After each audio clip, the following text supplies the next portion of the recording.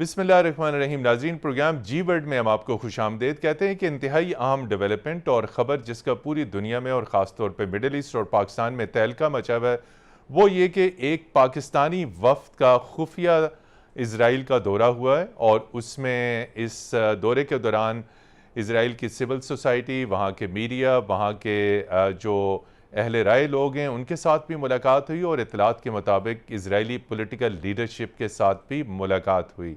आखिर ये क्या वजह है, क्यों इस वक्त को इसराइल भिजवाया गया और इस वक्त प्रीवियस हुकूमत यानी पीटीआई की हुकूमत और मौजूदा मखलूत हुकूमत के दरमियान भी अल्फाज की जंग जारी है। मौजूदा हुकूमत कह रही है कि इस दौरे का इस हुकूमत के साथ कोई ताल्लुक नहीं, पिछली हुकूमत ने इसकी इजाज़त दी थी। आखिर ये क्या वजह है कि इस किस्म के खुफिया दौरे हो रहे हैं और एनालिस्ट, तज्ज़ियाकारों, सहाफ़ियों और NGOs के लोगों को इसराइल भिजवाया जा रहा है? क्या पाकिस्तान दर पर्दा इसराइल को तस्लीम करने जा रहा है? कोई खुफिया दबाव है? और साबिक़ वज़ीर-ए-आज़म इमरान खान अपने एंटी अमेरिका बयानिए को बड़ी तेज़ी के साथ फैला रहे हैं, लेकिन ये जो इंकशाफ आया है कि इस दौरे की इजाज़त साबिक़ वज़ीर-ए-आज़म इमरान खान ने दी थी, इसके ऊपर भी बात करेंगे। और साथ ये भी बात करेंगे कि अगर पाकिस्तान इसराइल को तस्लीम कर ले तो इसमें क्या कबाहत है और अभी तक तस्लीम क्यों नहीं किया, क्यों अरब वर्ल्ड इसराइल को तस्लीम कर रही हैं। और प्रोग्राम के आखिरी सेगमेंट में हम बात करेंगे तालिबान के साथ पाकिस्तान के मुज़ाकरात और इंटर सर्विसेज इंटेलिजेंस को वज़ीर आज़म शहबाज शरीफ ने स्वीपिंग पावर्स दिए सीनियर सिविल सर्वेंट्स की स्क्रूटनी और स्क्रीनिंग करने की। ये भी एक इंतहाई अहम तरीन डेवलपमेंट है। आपको पैनलिस्ट से तारफ़ करा दें। स्टूडियोज़ में हमारे साथ मौजूद हैं डॉक्टर ज़फ़र इकबाल साहब, एक्सपर्ट्स ऑन कम्युनिकेशन है, मिडल ईस्ट, मुस्लिम वर्ल्ड और डीन ऑफ सोशल साइंसेज हैं इंटरनेशनल इस्लामिक यूनिवर्सिटी। डॉक्टर साहब बहुत शुक्रिया। स्टूडियोज़ में हमें स्काइप के ज़रिए ज्वाइन किया है ब्रिगेडियर रिटायर्ड साद मोहम्मद ने। साद साहब सीनियर डिफेंस एनालिस्ट हैं, काबुल में पाकिस्तान के डिफेंस सताशी भी रहे हैं। ब्रिगेडियर साद साहब आपका भी बहुत शुक्रिया। और माहिर अमूर मशरिक़ वुस्ता नासिर शिराजी साहब हमारे साथ स्काइप के ज़रिए मौजूद हैं। नासिर शिराजी साहब आपका भी बहुत शुक्रिया। डॉक्टर ज़फ़र इकबाल साहब आपसे पूछते हैं कि आप ये मुस्लिम वर्ल्ड, मुस्लिम दुनिया के इश्यूज़ के ऊपर आप बड़े अरसे से रिसर्च भी कर रहे हैं, ये इस दौरे के ऊपर आपने यकीनी तौर पे रिपोर्ट्स पढ़ी होंगी। एक वाकई जिसे कहते हैं कि एक्सप्लोड हो गई हैं चीज़ें और दोनों हुकूमत यानी एक पास की गवर्नमेंट और दोनों मौजूदा हुकूमत के दरमियान अल्फाज की जंग भी है, कोई मानने को तैयार नहीं। जबकि इस दौरे के एक मरकज़ी जो मेंबर हैं अहमद कुरैशी, जो पाकिस्तानी सहाफ़ी हैं, उन्होंने क्लियरली कहा है कि साबिक़ वज़ीर-ए-आज़म इमरान खान ने इजाज़त दी थी। तो अगर इजाज़त दी थी तो PTI इनकारी क्यों है, और अगर पाकिस्तानी वफ़द गया है तो इसमें एतराज़ क्या है? देखिए, टॉपिक बड़ा सेंसिटिव है और मैं समझता हूँ कि इस पे हम चंद एक पैरामीटर्स अपने डिटरमिन कर लें तो बहुत मुनासिब रहेगा। पहली बात तो ये कि इजराइल के हवाले से पाकिस्तान की रिकग्निशन का इशू ये आज रेज़ नहीं हो रहा। आप देखें हर कुछ अरसे के बाद ये आपको ये नज़र आता है। अब ज़ियाउल हक में दौर में अगर देखें तो 85 में आपको इजराइली खुफिया सफारतकारी हो रही थी। इवन सो मच हो कि आप 2005 में जो लेटली सितंबर 2005 में आपको कसूरी साहब मुशर्रफ रजीम के अंदर माल्टा में मिले थे, इस्तांबुल में भी मिले थे, माल्टा में मिले थे। तो मैं समझता हूँ कि फिर उसके बाद आप जब Imran Khan when he was in power, तो उस वक्त आपकी यही अपोजिशन इमरान खान पे ये इल्जामात लगा रही थी। आज जो कुछ यहाँ पे सरफेस हुआ है तो उस पर आपको नजर आता है कि इमरान खान इनको इस पे से डिफेंसिव रखने की कोशिश कर रहा है। सर, इंपॉर्टेंट बात यह है कि ये एक पॉलिटिकल इशू के तौर पर इस पे पॉइंट स्कोरिंग करने के अलावा दूसरी बात तो कुछ नहीं है। पहला पॉइंट ये समझने की जरूरत है कि हर दौर के अंदर ये होता रहा है, हर गवर्नमेंट के खिलाफ इस चीज चलती रही है कि इजराइल के साथ अपने ताल्लुकात बेहतर बनाना चाहते हैं, उसको रिकॉग्नाइज करना चाहते हैं, because they know this thing कि ये वो चीज है जिसपे पाकिस्तानी सारे के सारे इमोशनली बड़े अटैच्ड हैं। तो लिहाजा एक प्रॉब्लम एंटी इजराइल सेंटीमेंट्स जो हैं, एंटी इजराइल सेंटीमेंट्स पाए जाते हैं, लिहाजा उसको कैश कराने की कोशिश करते हैं। अच्छा, अब हम जरा दूसरी तरफ आते हैं कि इस इशू को कहीं कोई सिस्टमैटिकली रिजॉल्व करने की कोशिश क्यों नहीं करते। तो मैं समझता हूं कि एक बहुत बड़ा डिस्कनेक्ट इस वक्त अवेलेबल है between the foreign office and the politicians. भाई ये इशू अगर है तो आप फॉरेन ऑफिस पॉलिटिशियंस के साथ मिलकर उनकी ब्रीफिंग का एहतमाम करें, उनको एतमाद मिले और इसमें ये जरूरी नहीं है कि वो लोग जो कि गवर्नमेंट के अंदर मौजूद हैं, रादर आपकी अपोजिशन पूरी की पूरी असेंबली, उनको आप एतमाद में लें, एक ब्रीफिंग का एहतमाम करें और इस किस्म के सेंसिटिव और कंट्रोवर्शियल इश्यूज पे अपनी पोजीशन वाजे करें, ताकि ये जो पॉलिटिकल आपस में जो राइवलरीज हैं इनकी कोई गुंजाइश ना बचे ऐसे सेंसिटिव इश्यूज पे। मैं समझता हूँ ये एक बड़ा इंपॉर्टेंट स्टेप है। अब यहाँ पे ये बात करते हैं कि अब ये इजराइल को तस्लीम करना ना करना, देखें अगर आप इसराइल को तस्लीम करने के लिए जा रहे हैं तो फिर इसका मतलब है कि आप कश्मीर इशू को गुड बाय कह दें, बिकॉज इशू की नेचर क्या है, आपका principal stance since the time Pakistan जो है ना वो बना है उस वक्त तक ये रहा है कि राइट टू सेल्फ डिटर्मिनेशन जो है ना वो आपका दिया जाना चाहिए, और कश्मीरियों पे आप मुसलसल इसी पे बात कर रहे हैं। अब अगर उसी राइट को जो जुजर्ब कर रहा है इजराइल पैलेस्टीन के अंदर, आप उनको ये फर्गो कर रहे हैं कि आपकी मर्जी लोगों को सेल्फ डिटर्मिनेशन का राइट दें या ना दें, और उसी स्टांस को अगर आप कश्मीर के अंदर रहने की कोशिश करें तो दुनिया आप पे हंसेगी और फिर दुनिया के डबल स्टैंडर्ड्स हो जाएंगे। तो मैं समझता हूं कि हमें अपने प्रिंसिपल स्टांस पे रहने की जरूरत है। जिन्ना ने भी यही कहा, तमाम गवर्नमेंट का ऑफिशियल स्टांस हमेशा यही रहा है, तो ऐसी सूरत हाल में मैं नहीं समझता कि इस किस्म की किसी भी चीज की गुंजाइश बनती है। जी ब्रिगेडियर साद साहब, आप कैसे देखते हैं कि इतना इस दौरे के ऊपर शोर मच रहा है, मौजूदा हुकूमत तरदीद कर रही है, पास्ट की हुकूमत जो है कह रही है हमारा कोई ताल्लुक नहीं, लेकिन इंतहाई सेंसिटिव टूर है और डेलीगेशन के जो मेंबर हैं, एक खातून मेंबर ने अमेरिका से बातचीत की, उन्हें कहा कि हम तो तमाम पॉलिटिकल लीडरशिप से मिले और अगरचे कि इसका एहतमाम एक NGO ने किया था, लेकिन हुकूमत पाकिस्तान, और ये भी कहा जा रहा है कि पाकिस्तानी इस्टेब्लिशमेंट ऑन बोर्ड थी। तो अगर पाकिस्तानी इस्टेब्लिशमेंट ऑन बोर्ड थी तो आप क्या समझते हैं क्या मुहर्रिकात हो सकते हैं, कोई वहाँ पे जायज़ा लेना है इस टूर के ज़रिए कि इजरायली जो उनकी पब्लिक थिंकिंग है वो एग्जामिन करना है, देखना है, उनके लीडरशिप की राय देखनी है पाकिस्तान के बारे में, क्या मुहर्रिकात हो सकते हैं, और साथ साथ तरदीद का भी अमल जारी है। इसके ऊपर मेरे ख्याल में सियासत हो रही है और इसके नताइज जो है वो पाकिस्तान के लिए अच्छे नहीं हो सकते, क्योंकि यहाँ पर लोग इसको बहुत जज्बाती तौर पे इसको देखते हैं ऐसे मामलात को। तो इसके ऊपर जो है क्या हुआ क्या नहीं हुआ, ये कोई NGO की विजिट थी जिसमें पाकिस्तान के एक जो यहाँ पर पाकिस्तान जी क्या कहते मुलाजिम थे, वो भी इनके साथ गए थे। तो मेरे ख्याल में रिकग्निशन पाकिस्तान फिलहाल नहीं कर सकता, किसी हुकूमत में भी ये इस वक्त दानिशमंदी नहीं होगी कि वो इस किस्म की सूरत हाल में वो इसराइल को तस्लीम करने की जो बात है वो करे। और पाकिस्तान पहले बहुत मसाइल में है और एक नया फ्रंट खोलना किसी गवर्नमेंट के लिए भी मेरे ख्याल में वो मुनासिब नहीं होगा कि वो इस किस्म के काम करें। लेकिन किसी के साथ बातचीत करना मेरे ख्याल में इसमें कोई मुज़ायका नहीं है। अगर किसी ने इनडायरेक्ट जाके बातचीत की है, किसी ने जाके हालात मालूम करने की कोशिश की है कि क्या हो रहा है क्या नहीं हो रहा है, तो उसमें मेरे ख्याल में कोई मुज़ायका नहीं है और इसको इस तरह इसके ऊपर सियासत नहीं करनी चाहिए। और मैं देख रहा हूँ कि जो इस वक्त इमरान खान साहब जो इस वक्त अपोजिशन में हैं, वो इस वक्त तो उछाल रहे हैं और ऐसी ऐसी बातें कर रहे हैं कि जी उनके खिलाफ साजिश हो रही है, और इसको भी वो जोड़ने की कोशिश कर रहे हैं कि किस तरीके से वहां से साजिश हुई, उनकी हुकूमत हटाने के लिए साजिश हुई जिसमें इजराइल भी शामिल था, और ये हुकूमत जो है इजराइल को तस्लीम करने के लिए तैयार हो गई है। ऐसी कोई बात नहीं है, मुझे नहीं लगता है कि ये हुकूमत या कोई और हुकूमत बशमूल इमरान खान के कोई ऐसी बात फिलहाल करने की जो है वो जरूरत महसूस नहीं करता। पाकिस्तान के अपने मसाइल हैं इस वक्त, उनको हल करने की तरजीह है, और न कि हम इस वक्त एक नया फ्रंट खोलने और इसराइल को तस्लीम करने के ऊपर एक मुल्क में नया एक जो है एक महाज खोल दें।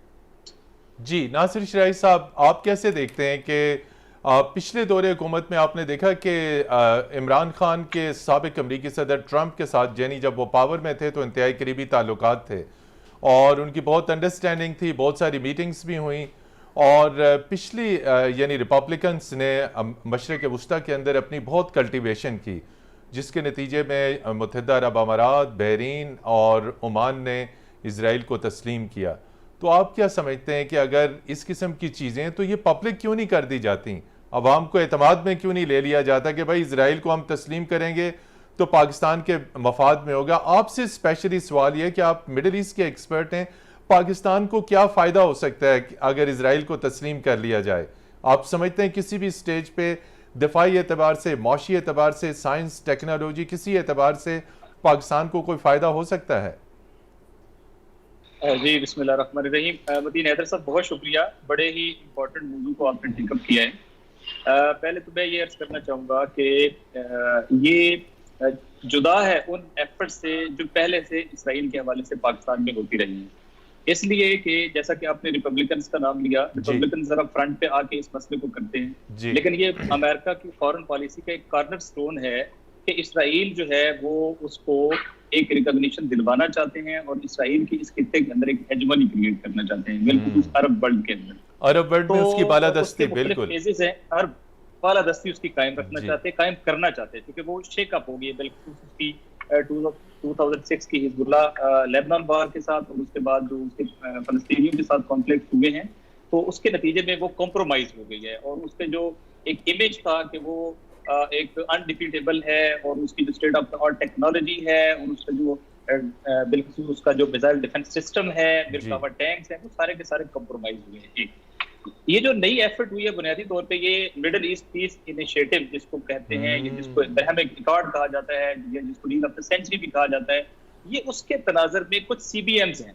अच्छा। के बाद नेशंस हैं कि जो बहुत ज्यादा हसास है, सेंसिटिव हैं इसराइल के मसले पे, क्योंकि पाकिस्तान की पूरी आइडियोलॉजी इसराइल के खिलाफ है। कायदे आज़म की मूवमेंट जो है, पाकिस्तान की आज़ादी की मूवमेंट है, उसमें इसराइल के हवाले से और फलस्तीनियों की आज़ादी के हवाले से बहुत वाज़ेह तौर पे पूरी मेरी पाकिस्तान में सबसे पहला यौम फ़लस्तीन जो है वो कायदे आज़म के कहने पर मनाया गया और ऑल इंडियन मुस्लिम लीग ने मनाया और ये 1937 मनाया गया पाकिस्तान इस बड़े सगीर के अंदर। तो कनेक्शन थे बहुत स्ट्रांग पाकिस्तान की मूवमेंट के फलस्तीनियों के साथ। और फिर उसके बाद बनने के बाद जो पहला इंटरव्यू है कायदे आज़म का, उससे जब उनसे पूछा गया तो उन्होंने कहा नहीं, हमारी जो पॉलिसी फॉरेन पॉलिसी है रिगार्डिंग पैलेस्टीनियन और इसराइल वो अनचेंज रहेगी। और उसके बाद से लेकर अब तक आपका एक पासपोर्ट है, उसके ऊपर आपकी लिखा हुआ है कि ये पासपोर्ट इसराइल के अलावा दुनिया के हर मुल्क के लिए कारामद है। तो ये आपकी हिस्टोरिकल बैकग्राउंड, आपकी आइडियोलॉजिकल मूवमेंट और आपके मौजूदा मुल्क के साथ ये नथी हैं चीजें।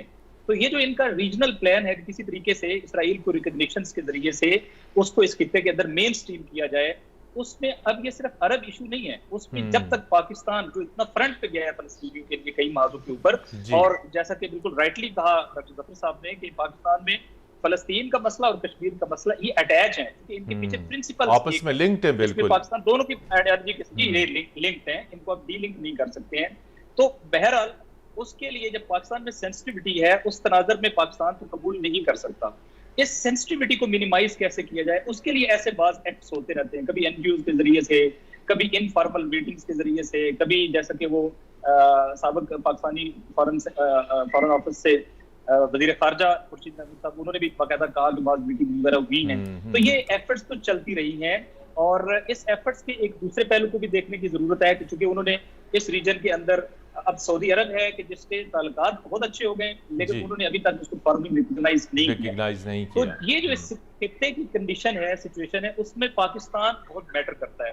एटमी न्यूक्लियर स्टेट है और बहुत मैटर करता है, लिहाजा वो पाकिस्तान को नॉर्मलाइज करना चाहते हैं और पाकिस्तान इस सारी इक्वेशन में उनका एक मेंबर, एक पार्ट है कि अगर पाकिस्तान रिकॉग्नाइज करे तो ये पूरा रीजन रिकॉग्नाइज कर देगा। जी बिल्कुल। यहाँ पर एक लेते हैं ब्रेक और ब्रेक के बाद नाज़रीन आपकी खिदमत में फिर हाजिर होंगे और इससे इंतहाई अहम मौजू पर गुफ्तगू का सिलसिला जारी रखेंगे। हमारे साथ रहिएगा।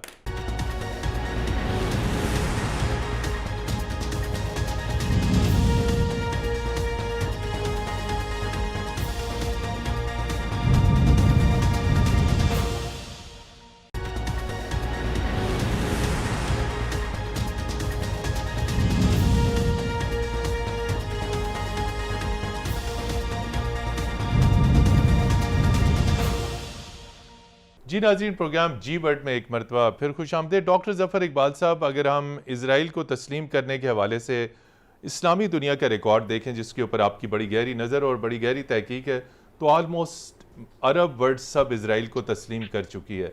जो बराह रास्त इसराइल के साथ तनाज़े में फ़रीक हैं वो इसराइल को तस्लीम कर चुके हैं। मिस्र के ताल्लुकात हैं, उर्दन के ताल्लुकात हैं, ट्यूनीसिया के हैं, उसके साथ साथ तुर्की के हैं जो इस्लामी दुनिया में पाकिस्तान की तरफ फ्रंट लाइन स्टेट है, और खलीजी ममालिक तो तस्लीम कर चुके हैं। तो ये क्या फ़र्क है कि पाकिस्तान तो उससे बहुत दूर है और जो उसको इंतहाई करीब हैं वो उसके साथ ताल्लुकात भी रखे हुए हैं, सफारती रिलेशंस भी हैं, तिजारत भी हो रही है और हर किस्म का तावन भी हो रहा है। मेरा ख्याल है थोड़ा सा हम इस मसले को ज़रा गहराई के साथ समझने की कोशिश करते हैं। सबसे पहली बात तो जैसे हमारे दोस्त ने भी कहा कि जब पाकिस्तान नहीं बना था, कायद आज़म का उस वक्त का स्टांस भी आपके सामने आया। आप जरा थोड़ा सा इस लिहाज से भी देखें कि पाकिस्तान के पासपोर्ट पे हमारा प्रिंसिपल स्टांस इसराइल की वजह से बिल्कुल ये स्टैंप है कि valid passport holder cannot travel और नॉट ओनली इजराइल। आपको अगर याद होगा कि जब भारतीय मूवमेंट चल रही थी साउथ अफ्रीका के अंदर, तो इजराइल एंड साउथ अफ्रीका जिसे आप कह सकते हैं, इन दोनों ममालिक में आप ट्रेवल नहीं कर सकते। यानी जब साउथ अफ्रीका में नस्ली इम्तियाज की जब तहरीक चल रही थी, अब हमारा प्रिंसिपल स्टैंड इन दोनों के हवाले से एक था। अब वहां पे नस्ली इम्तियाज खत्म हुआ, हमारे यहां से वो हट गया, इजराइल आपके पास सिर्फ इसराइल बचा है। अब इजराइल का जो हम बात कर रहे हैं, जिसकी तरफ आप आ रहे हैं, मुझे लगता है कि जरा हिस्ट्री हमें सब दुनिया को और पाकिस्तानियों को खास तौर पर समझाने की जरूरत है। कभी 47 में इजराइल कहां खड़ा था। वो एक छोटा सा, मैं आपको एक एग्जांपल दूं, आप हैरान रह जाएंगे कि 2014 में मैं अमेरिका की एक यूनिवर्सिटी लॉस एंजलिस में थी, उसमें पढ़ा रहा था जी। और वहां पे जब मैंने इजराइल के हवाले से कोई लेक्चर था, जब तहकीक किया और बात कर रहा था स्टूडेंट्स के साथ, तो जो इजराइल की इस वक्त जो करंट जो उसकी टोटल जियोग्राफी है, मुल्क का जो टोटल एरिया है, वो कहां से शुरू हुआ 1948 से लेकर और कहां तक आप पहुंचा इस किस्म की यूजर प्रेशर और कब्जे की जंग में, कि आहिस्ता आहिस्ता वो पूरे पूरे अरब वर्ल्ड को खाए जा रहा है। तो वहां के बच्चे जो अमेरिकन थे या ज्यूज थे, वो कह रहे थे कि ये एक मुसलमान का पॉइंट ऑफ व्यू है, हकीकत से ये बिल्कुल मुख्तलिफ है। इजराइल अपनी सरहदों की तोसी नहीं चाहता।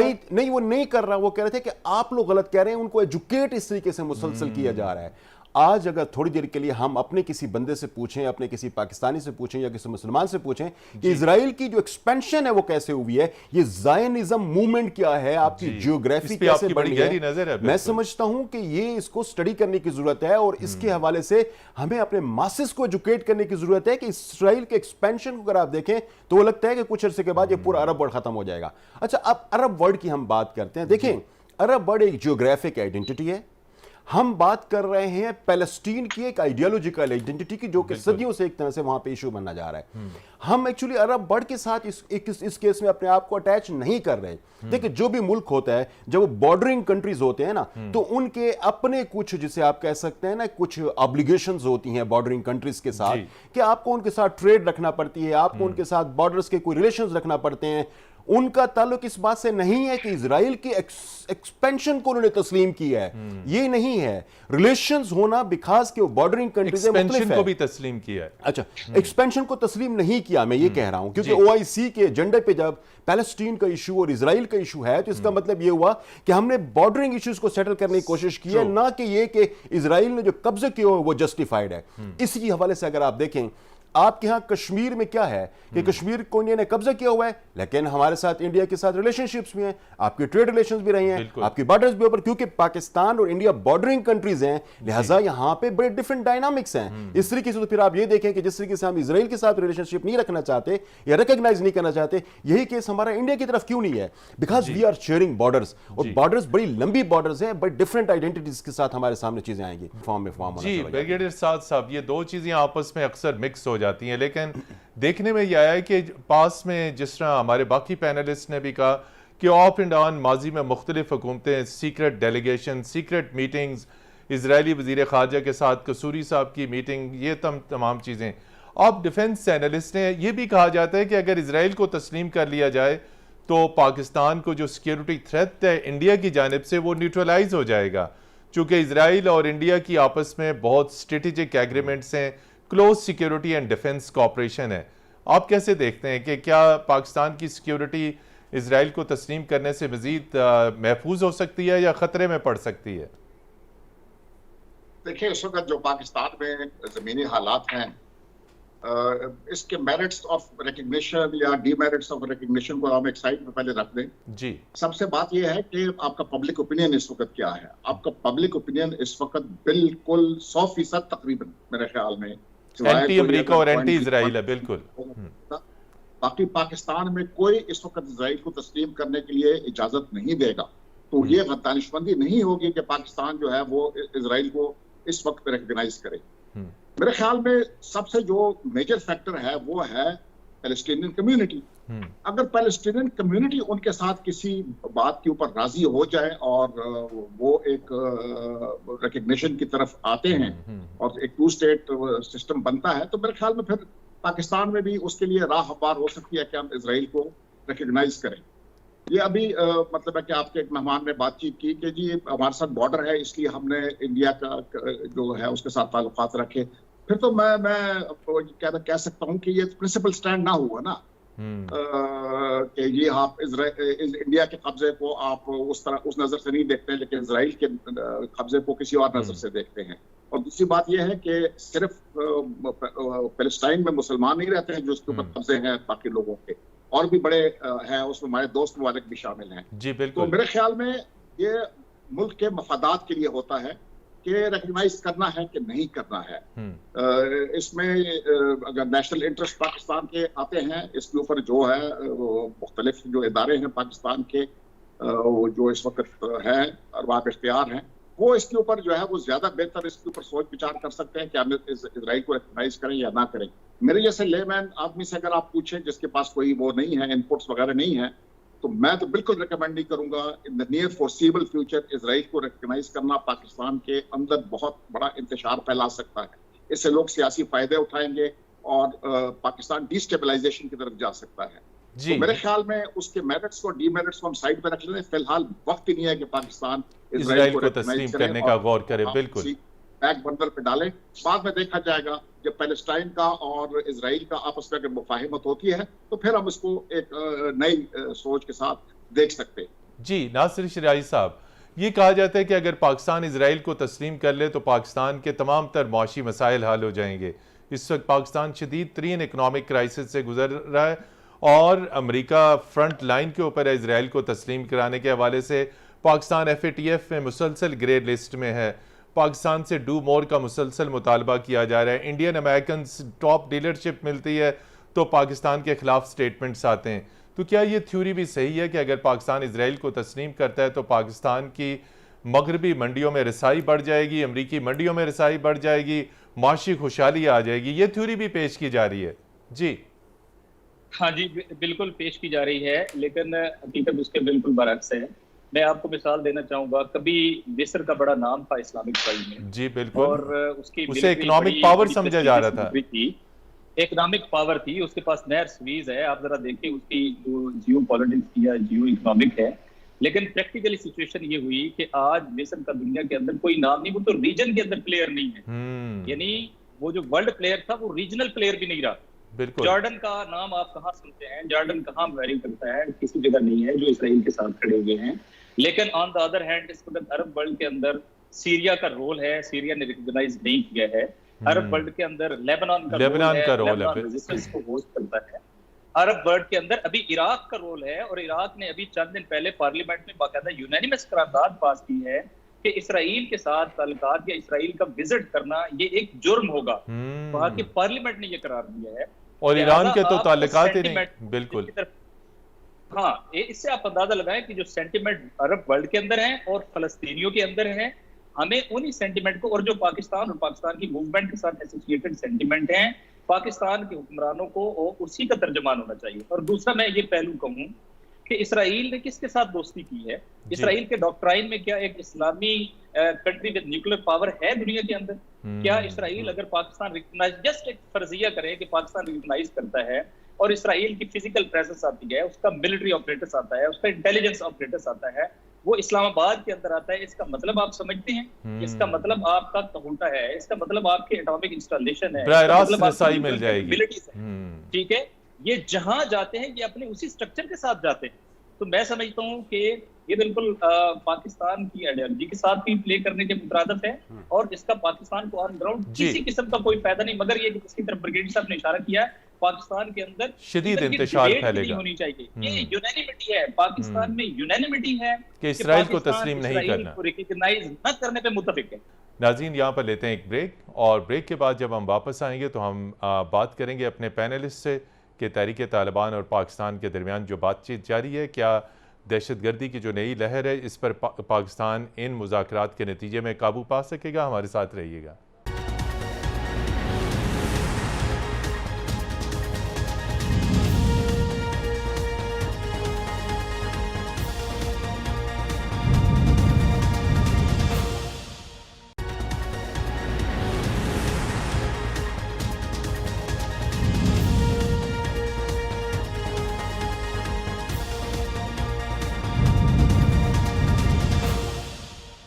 जी नाज़रीन, प्रोग्राम जी वर्ल्ड में खुश आमदीद।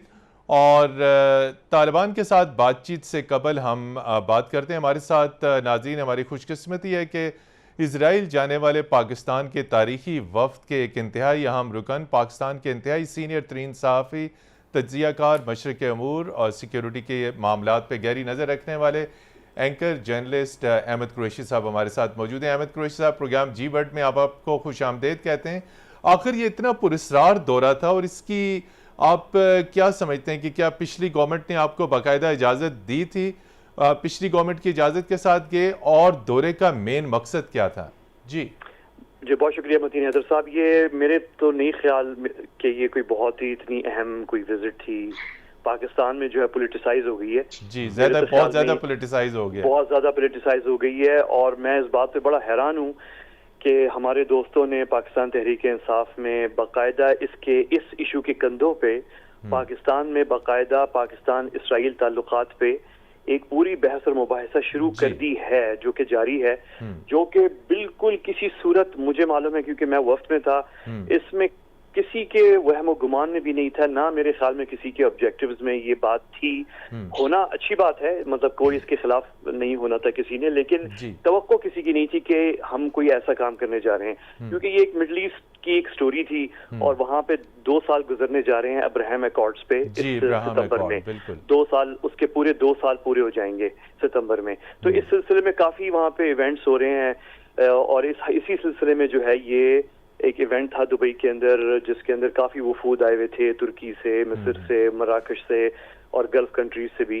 और ये इसी सिलसिले में जो है एक फलस्तीनी और इसराइली रहनुमाओं से मुलाकात एक ग्रुप जो पाकिस्तानी अमरीकियों का है और एक NGO जो वाशिंगटन DC बेस्ड है वो कर रही थी। तो इसका बराह रास्त पाकिस्तान से या पाकिस्तान की पॉलिसी से इस पे कोई ताल्लुक नहीं था। ये बेसिकली अब्राहम अकॉर्ड्स के हवाले से और इंटरफेथ मुस्लिम जूज रिकॉन्सिलिएशन के हवाले से थी। तो बहरहाल ये इशू बना दिया गया क्योंकि एक पार्टी ने मुनासिब समझा कि जो उनका बयानिया है कि उन्हें एक अमरीकी साजिश के तहत निकाला गया है, उनको मेरे ख्याल में शायद लगा कि ये सूट करता है उन्हें कि इसको भी जो है वो ड्रैग किया जाए इसमें सबूत के तौर पे। और शायद उनको आसानी इसलिए हो गई कि मैं वहाँ उस वक्त में मौजूद था और मैं PTV के ऊपर जो है प्रोग्राम करता रहा हूँ, तो शायद वो इससे जो है आसानी हो गई। लेकिन जो विजिट बाय इटसेल्फ है उससे उसका गरज ये नहीं था पाकिस्तान इसराइल का, लेकिन हो गया जब ये बहस यहाँ पे हुई और इमरान खान साहब ने, साबिक वज़ीर आज़म साहब ने जब जलसे में जिक्र कर दिया और उसको इशू एक बना दिया। उससे पहले मोहतरमा डॉक्टर शीरी मज़ारी साहिबा ने भी ट्वीट्स इस पे किए थे। तो जब ये इशू बना दिया इसको, तो अब बहस तो शुरू हो गई है। और मैं तो प्राइवेटली हमारे जो दोस्त हैं तहरीक इंसाफ में, मैं उनसे कह रहा था कि आप लोगों ने वो कमाल कर दिया जो सदर मुशर्रफ साहब नहीं कर पाए।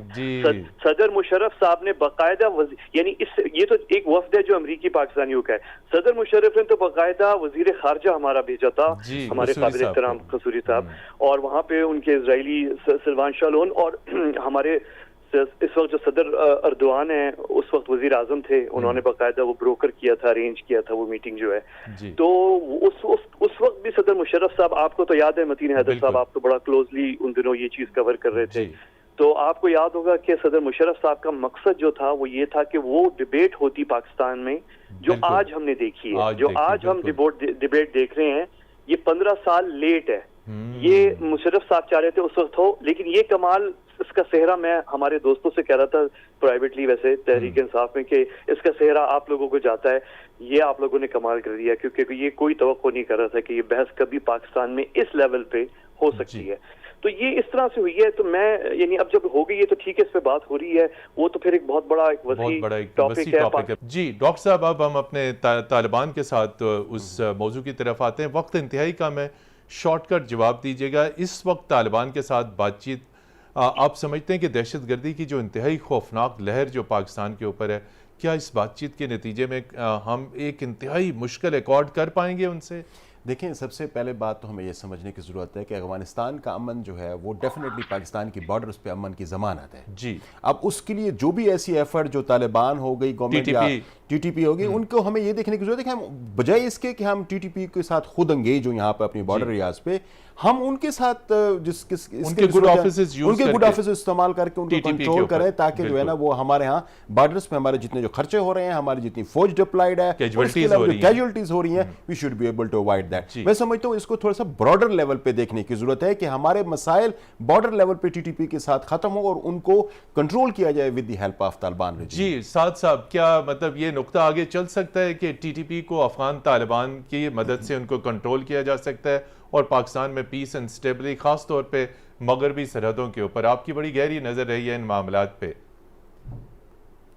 जी, सबसे पहले तो एक प्रिंसिपल जो है ना वो हमें नहीं भूलना चाहिए, और वो ये है कि दहशतगर्दों के साथ बातचीत नहीं होती है। पॉपुलर इंसर्जेंसी के साथ हो सकती है जी, टीटीपी पॉपुलर इंसर्जेंसी नहीं है, ये एक बैंड है दहशतगर्दों का जो इकट्ठा हुआ है और पाकिस्तान की रियासत के खिलाफ उन्होंने हथियार उठाए हुए हैं।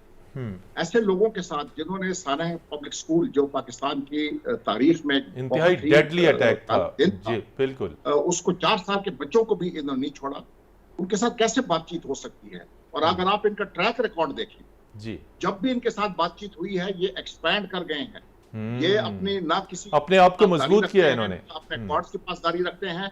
इनके साथ कोई मुआहिदा करना इस वक्त जो है वो डिक्टेट कर रहे हैं पाकिस्तान की स्टेट को कि आप ये कर दें और आप वो कर दें, मेरे ख्याल में उनके साथ बातचीत मुनक़ते करनी चाहिए। दहशतगर्द तंजीम है, इसको बिल्कुल इजाजत नहीं होनी चाहिए कि वो पाकिस्तान की रियासत के खिलाफ इस किस्म की जो है अज़ाइम रखें, और इनके साथ लड़ना पड़ेगा हमें और इनको एलिमिनेट करना पड़ेगा। नासिर शिराजी साहब, प्रोग्राम का एक आखिरी नुक्ता, वक्त भी कम है, जो वज़ीर आज़म शहबाज शरीफ ने गुज़िश्ता रोज़ इंटर सर्विसेज इंटेलिजेंस को स्वीपिंग पावर्स दिए सिविल सर्वेंट्स की स्क्रीनिंग और स्क्रूटनी की, तो आप नहीं समझते कि आईएसआई यानी पाकिस्तान की इस्टेब्लिशमेंट को बरह रास्त पाकिस्तान की सिविल सर्विस के अंदर अब एक जो है जिसे कहते हैं उनकी कमांड एंड कंट्रोल और उसकी ओवरसाइट का एक मौका मिल गया है? ब्रिगेड साहब ने जो बात की है, तालिबान वाली जो बात की है, आपके पास दहशतगर्दों से देने के लिए उनके पास क्या है? वो तो स्टेट मांगते हैं, और आप जब उनको कुछ दे नहीं सकते और there is no way of satisfaction, और वो कातिल हैं आपके स्टेट के और स्टेट के इंफ्रास्ट्रक्चर के, बिल्कुल, तो मेरे ख्याल है there should be no dialogue. बहुत शुक्रिया नासिर शिराज साहब, ब्रिगेडियर साद मोहम्मद साहब,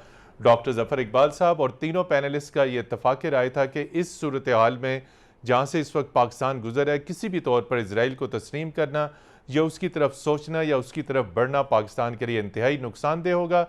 दूसरा, तहरीक तालिबान के साथ बातचीत और अमन मायदा किसी सूरत में नहीं होना चाहिए। और तीसरा, इंटर सर्विसेज इंटेलिजेंस को वज़ीर आज़म शहबाज शरीफ की जानिब से जो स्वीपिंग पावर्स दी गई हैं, पाकिस्तान के अंदर ऑलरेडी एक जो स्ट्रक्चर मौजूद है स्क्रीनिंग और सिक्योरिटी क्लियरेंस का, उसको फॉलो करना चाहिए। तीनों पैनलिस्ट का बेहद शुक्रिया। प्रोग्राम जी वर्ड की टीम को अगली इतवार तक के लिए इजाज़त दीजिए। खुदा हाफिज़।